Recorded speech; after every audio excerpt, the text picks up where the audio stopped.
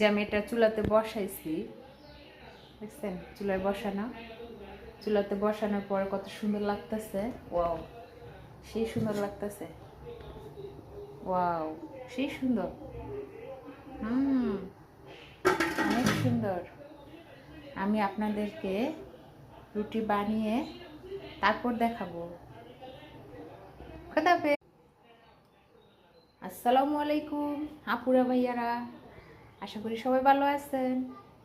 এই যে আমার এটা ফাঁপা রুটি বানাবো, এটি দিয়ে বুঝছেন কত সুন্দর।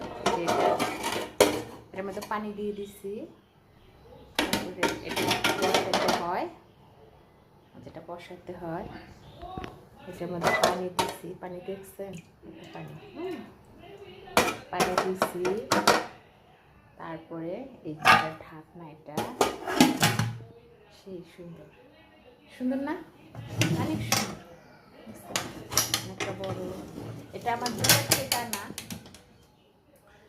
দুবার থেকে আনছে অবশ্য। আপনারা ঢাকা নিউ মার্কেট থেকেও এটা পাবেন, আমি না ঢাকা নিউ মার্কেটও এটা দেখছি।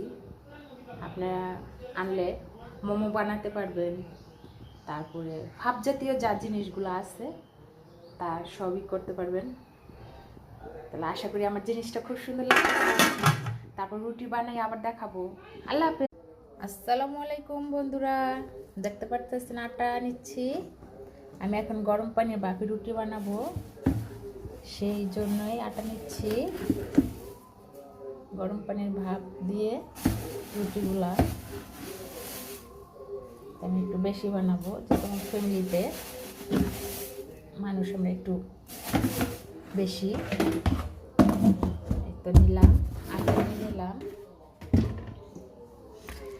দেখতেই পাচ্ছেন।